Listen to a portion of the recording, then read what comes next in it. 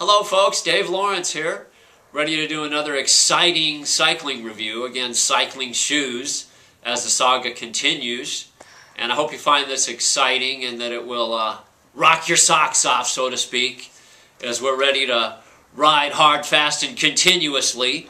So of course the shoes are a big part of that, because they have a lot to do with power transfer and comfort on the bike.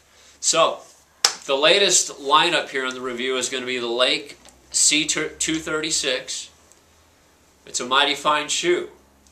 I got to say, my first impression of the shoe when I slipped it on is it had really good arch support. And that was something that's important to me. It was again, most riders, you need your arch to be supported while you're pedaling. You don't want your arch flexing and flattening out. You notice this shoe has the BOA system. It's the nice stainless steel lacing system here. So you get a nice, firm, comfortable, just attachment of the shoe, you know. Nice and firm, nice and stable. I also bought the shoe because it has you can see here the 4 screws, because it has a Speedplay specific sole.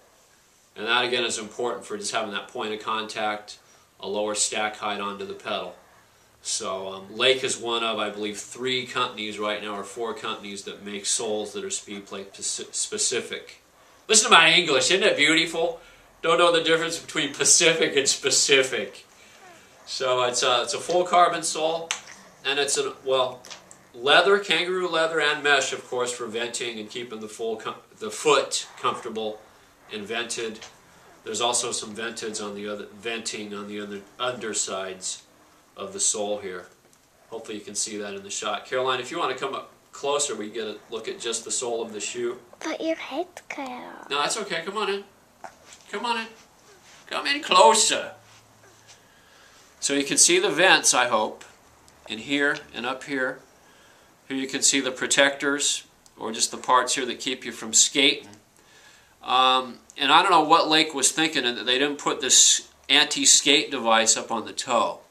I think that's pretty important when you're starting from a stop, you know, when you're at a light, or if you had to stop somewhere and you got to get started again.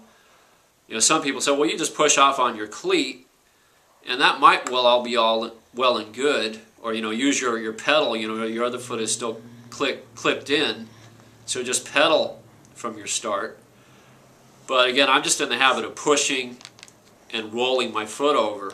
So this is going to get scuffed up and worn pretty quick. And again, this is the carbon fiber sole of the shoe. So that's one thing I'm not real happy about as far as what Lake did, just in the design. Because you know, in their 3-hole shoe, they do have the stopper gripper up here. So I don't know why they wouldn't have it in this Speedplay shoe. So onto the shoe. We're going to go ahead and put it on my sloppy little feet here, just to show you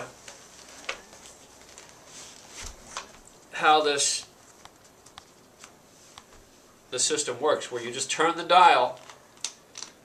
Once it's pushed in, you have to push it in to engage it, and then you can see those laces tightening up on the foot, right? So you get it plenty tight, and you can see from my narrow foot, or just a medium foot, I shouldn't say it's narrow because it really isn't, that this is all coming together pretty tight here. When I first tried this on, again, my first impression was it has a great arch support, and it holds in real good around the ankle and back here on the Achilles.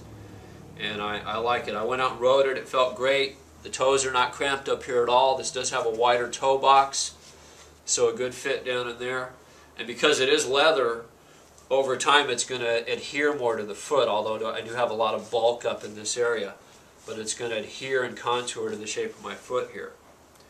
Okay, then to release it, or even on the fly as you're riding, because I did this a few times, you just pull this back and just kind of lift, you know, lift your foot as it's anchored into the pedal, and it gives you a little more breathing room here. When you're done, when you're ready to come out, you just simply lift the tongue, and you can see how those laces came up loose.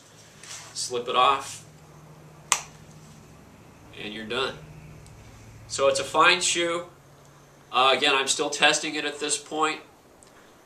This shoe, as I said, great arch support with just the regular inner sole. I didn't add anything as far as extra inner sole. which brings me to the follow-up review on the Northwave Typhoon, which I've been riding for maybe 2 or 3 weeks now. Intermittently, I've been switching back and forth a lot, and I was getting hot spots in the left foot underneath the toes, the small and medium toes down here. Are you looking at this? Underneath these toes here, I was getting hot spots with the specialized insole, so that body geometry insole, which I did swear by, but maybe not so much anymore. But so I put some E-soles in here. I ordered up some E-soles, which have interchangeable arches and metatarsal buttons, so you can customize the support that you need for any shoe. So I did that, and I adjusted my cleat. I moved my cleat outward, well, so that my foot was out from the bike more, because the way I had my cleat set up in the past, my feet were all the way in, as close to the bike as I could get it. So I moved the cleat out a little bit because I read a little bit about that online. And guess what? The hot spots are gone. So whether it's a matter of the E-soles giving me the added support, or the metatarsal button on there keeping the toes more relaxed, the hot spot is gone. So these shoes, now that I've done a few more rides in these, well, actually now I've done one more ride with the E-soles in place, with good comfort, with good support. I gotta say, I'm pretty happy. Again, these shoes are nice and light, and they're white and red, which makes me pretty happy. You know, I gotta say that this Lake shoe and the black and silver, although they may not be my favorite colors, I can live with the black and silver. You know, they look real good on my feet when I'm riding. I'm looking down at my toes sometimes, and I gotta say they look kind of pretty. But Caroline, if you come up and just get a look at the two shoes side by side on my foot, you can see the difference just in the design, in the shape of the toe box and the contours.